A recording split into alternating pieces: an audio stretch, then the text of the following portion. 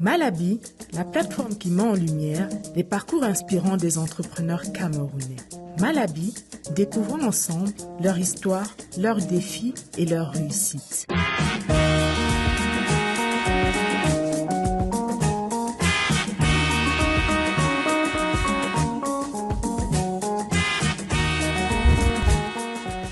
Bonjour à tous et bienvenue sur Malabi. Pourquoi tant de jeunes Camerounais hésitent encore à se lancer dans le domaine de l'entrepreneuriat, le monde des affaires? Est-ce un manque de moyens, de repères ou de modèles inspirants? Chez Malabi, nous avons voulu comprendre ces freins de l'intérieur en donnant la parole à ceux qui vivent cette réalité au quotidien. Nous sommes donc allés à la rencontre des jeunes dans les rues afin de leur poser une simple question. Pourquoi ne te lances-tu pas dans l'entrepreneuriat? Et surtout, est-ce que les histoires de ceux qui ont réussi dans ce domaine pourraient t'inspirer? Voici ce qu'ils nous ont dit. Bonjour monsieur. Bonjour madame. Est-ce que vous aimez l'entrepreneuriat, le monde des affaires? Oui, je suis très intéressé par l'entrepreneuriat. C'est une très bonne chose. Oui. Et je crois que ce sera d'ici quelque peu l'un des facteurs vraiment qui va aider le Cameroun à être un pays émergent.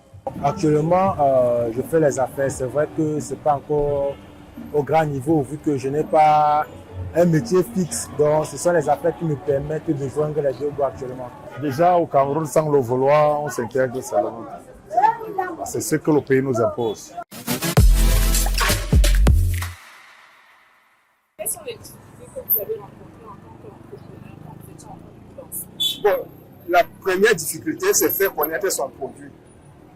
C'est vraiment le problème que j'ai eu, faire connaître mon produit. Bon, au fur et à mesure que les gens ont appris à connaître, ils ont commencé à faire eux-mêmes la publicité. Les moyens, on peut rêver, on peut avoir envie, on peut avoir de la volonté, mais quand on n'a pas les moyens, on ne peut pas arriver.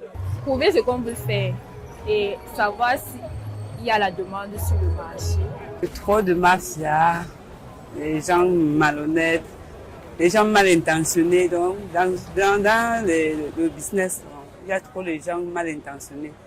Toi, tu viens là, tu es vrai, tu es sérieux, mais quelqu'un vient t'embrouiller le système. Dans notre pays, l'entrepreneuriat est très compliqué.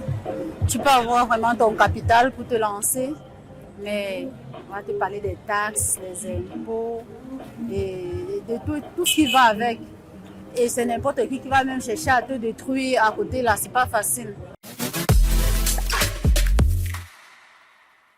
Est-ce que vous aimez écouter les histoires de ceux des dames ou bien des hommes qui ont réussi dans ce monde-là?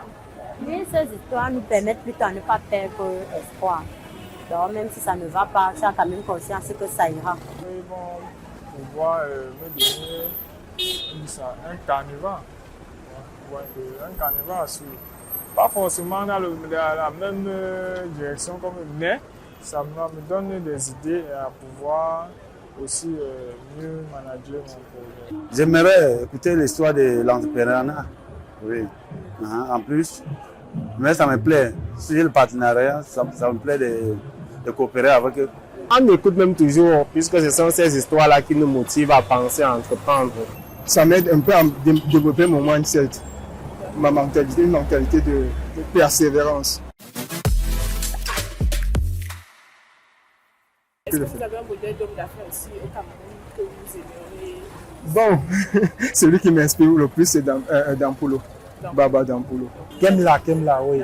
C'est mon modèle là-bas. Kaji de Fosso avec notre bière du pays. Baba Dampoulou peut être vraiment ce modèle-là qui inspire à devenir quelqu'un. Je connais quand même Congel Cam, je connais Koukou. Ce sont des hommes d'affaires qui, c'est vrai qu'on ne connaît pas trop leur début, mais qui nous inspirent aussi.